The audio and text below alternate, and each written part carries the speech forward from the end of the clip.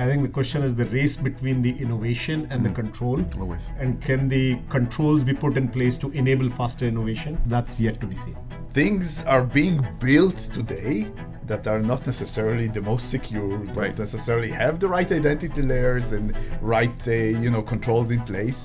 And everybody can now build those things. That's another big chaos that's happening in the organization that will eventually need the same kind of controls on top of it. This is like, in a sense, back to basics. Could every AI tool you use become a backdoor for hackers to exploit? Slavik Markovich and Rishi Bhargava are the co-founders of Descope. Former security innovators behind DeMisto, they're now building systems that bring no-code ease to identity and access management, creating the infrastructure that keeps AI agents predictable, auditable, and safe.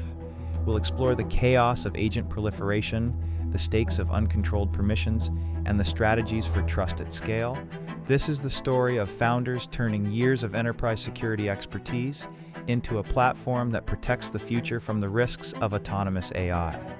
Hey, it's Glenn Solomon here. Today on the podcast, I'm excited to have my Notable Capital partner, Oren Yunger, joining me. Hey, Oren. Hey, Glenn. We're really excited to have both of you here today. Slavik, Rishi, thank you for joining. Thanks for hosting us. Now, you guys have worked together for over a decade. As I mentioned, you founded DeMisto, which was acquired by Palo Alto for quite a bit back in 2019. Can you share a little bit about what DeMisto did and how it laid the groundwork for Descope? Maybe Slavik, I'll start with you. Sure. So what DeMisto did was trying to fix a huge problem in security where you are bombarded with tons of alerts and you cannot respond to them in time to catch the real problems. So you have the Security Operations Center, and you have the analysts there, and they're like looking at incoming alerts, and we're talking about millions of alerts, and they just have to sift through all of that and find the meaningful ones out of that. So that's really hard, and what we try to do is make their job much easier by automating a lot of the process, because what the security analyst does is basically follow a playbook, and we are automating that playbook. And so an incident that took like 3 days to find will be like in 5 minutes. So we focused on that, so mostly incident response automation. And then obviously when Palo Alto acquired us, we expanded it beyond into threat intelligence and vulnerability assessment and a bunch of other things, but all focused around, I would say, 3 pillars. One is the automation. The other is case management, that is prioritizing what needs to be prioritized. Mm-hmm. And the third is collaboration between analysts in a very kind of easy manner that can involve like agents, almost bots that kind of do things on the chat as you go and investigate. And was there anything in the DeMisto days that you can say, it was at that moment that Descope started to come together as an idea? So in a sense, we actually did what we don't recommend our customers to do, and we went and implemented our own authentication. And in the beginning, it looked to us like super simple. It's like username and password, and you're done with it. And we started like that.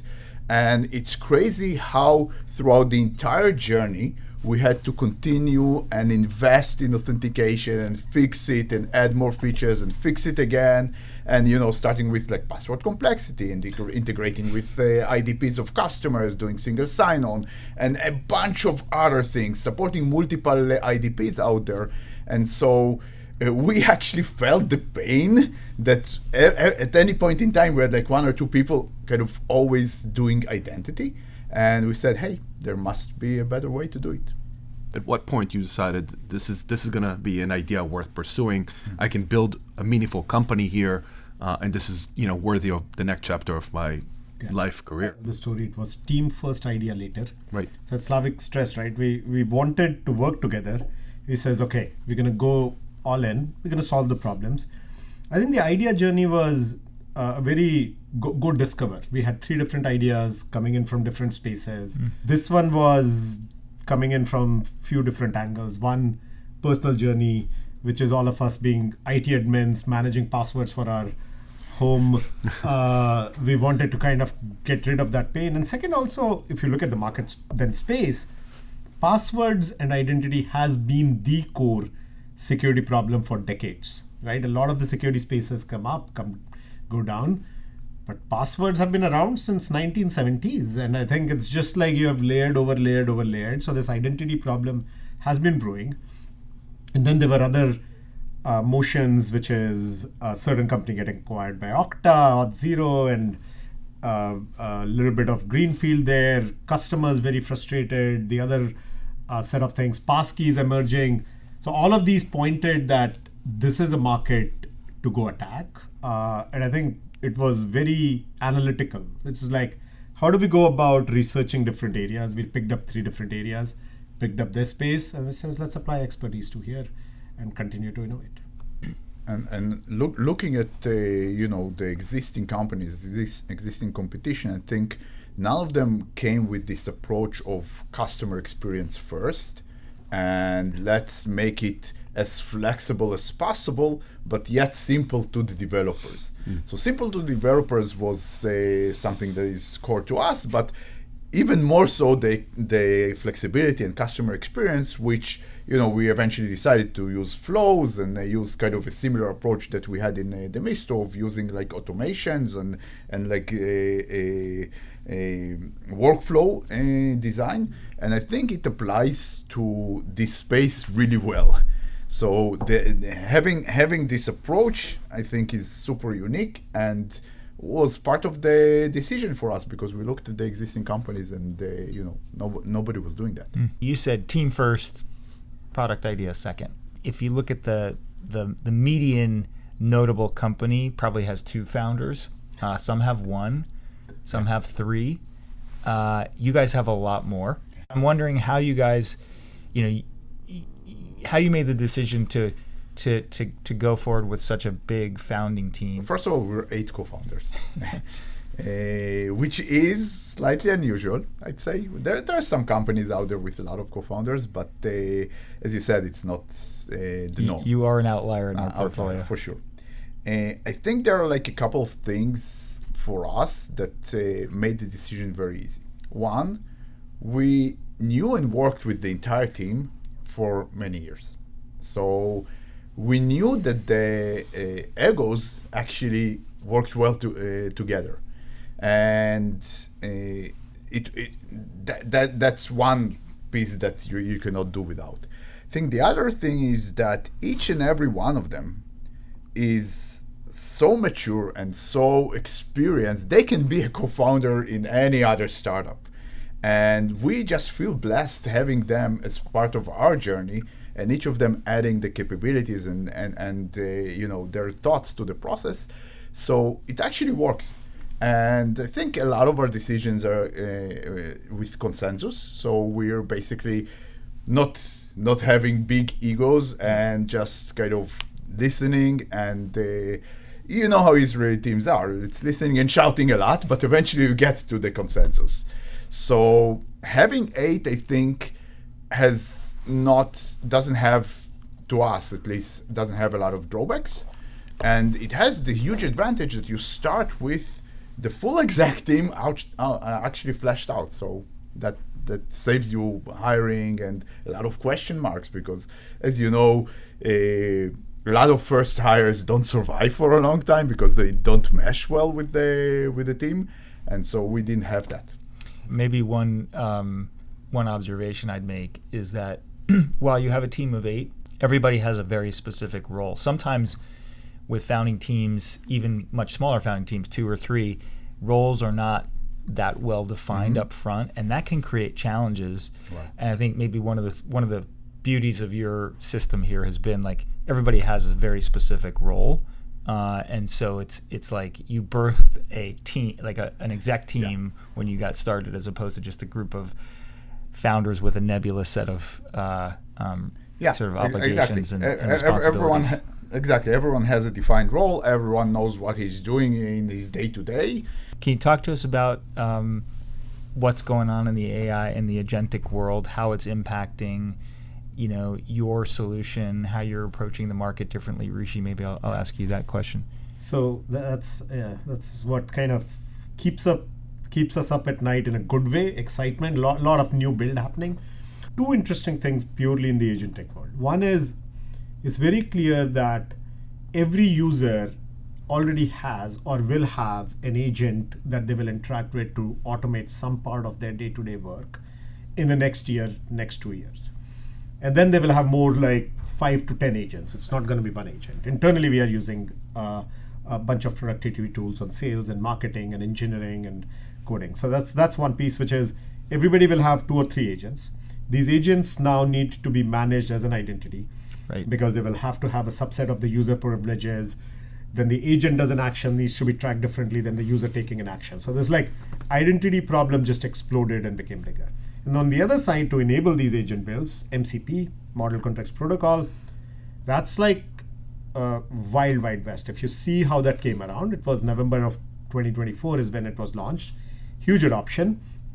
And it's basically, this is verbatim from a customer call. It's like, it's almost the ask from the business units is take all of the APIs, which were mostly closed and internal, and throw it out there on the web and make it available to agents. How do you do that as an enterprise in matter of months? Because those APIs, did they have the right security? Did they have the right access control? Did they work with API keys? And you expect them to be opened up. So both MCP server builds and agent builds just unlocking a huge potential opportunity and causing a lot of security problems on the way. How are you guys managing to try to explain and educate while also selling? Honestly, it's a journey right now. Everybody is building something without understanding the full piece. So a lot of our conversations with these customers is to explain them, educate them. Like a lot of the CISOs are coming and saying, hey, my CEO wants me to adopt MCP, build AI governance teams. So how do I build an AI governance model? What do I need to think about? One of the things we joke around with MCP also, we are saying it should stand for more control, please, rather than just model context protocol, because right now there is no controls. A lot of education involved. I think that's, hopefully the space will settle just like new spaces. There's a lot of confusion and a lot of chaos. I think in a sense it's good because it's like Wild West, everybody's like has good energy, but from a security perspective, that's very challenging. Like CISOs out there literally are terrified from what happened. Even, just the basic managing permissions for users is not done well, right? Today, just a user in an organization can connect to an OAuth app and give it permissions, and that there's very little control happening there. It's almost a backdoor into your organization. Now you add another layer of complexity with an actor who is not deterministic. So agents are probabilistic by nature and can do stuff that you don't expect them to do.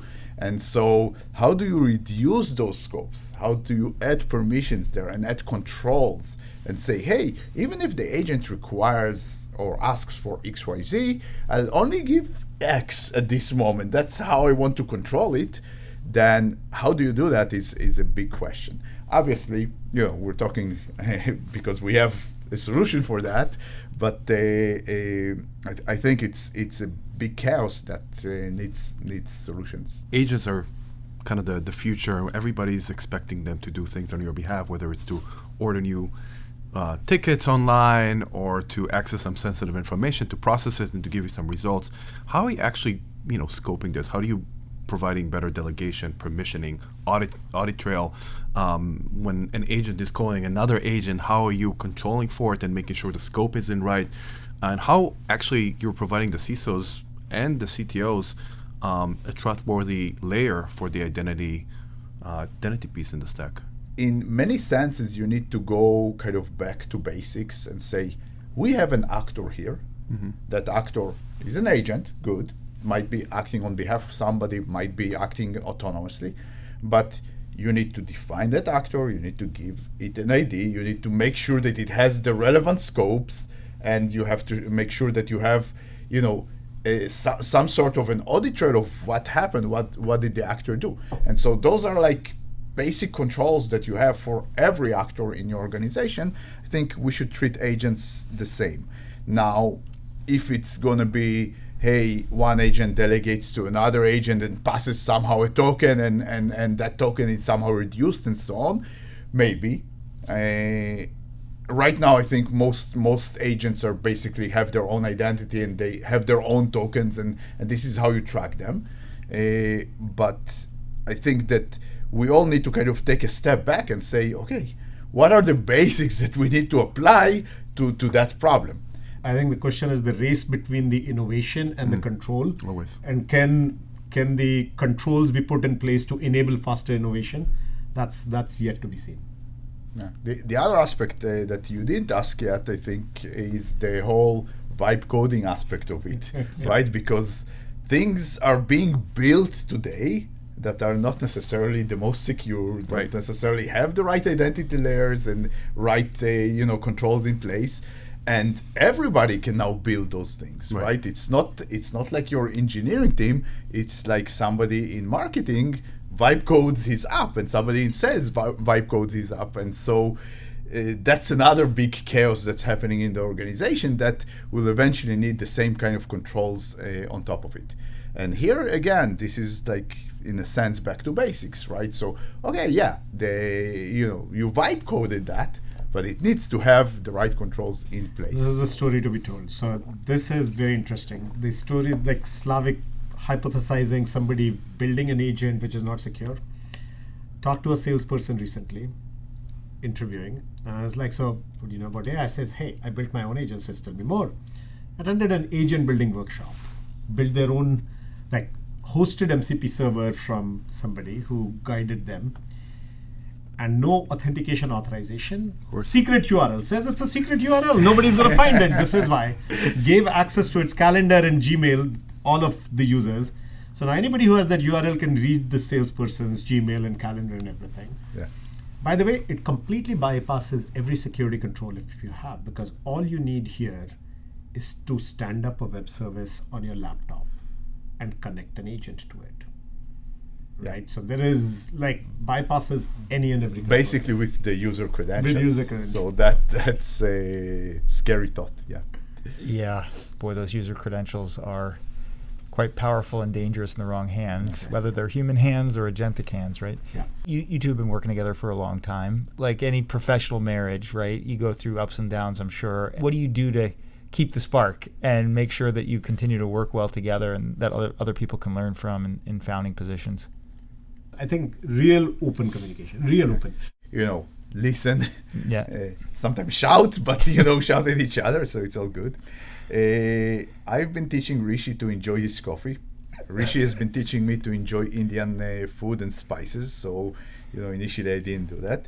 I've been, losing to him in ping pong and beating him in pickleball. So we're kind of yin and yang. The yin and yang. Yeah. So we're kind of. I think generally it's just I think, and that's the core for most of our founders. We just enjoy each other's, time together. Well, guys, thank you so much for spending time. I know Oren feels the same way, and our entire team at Notable is just so incredibly excited about the future for Descope, and really delighted to be on the journey with you, and really excited to see where you guys can take it. Awesome. Thanks Thanks so for much. having us. Thank you. Thank you, guys. If you want to stay ahead of the AI risks, the latest in intelligent systems, and how founders are trying to stop the chaos before it spreads, subscribe to Notable Perspectives wherever you get your podcasts.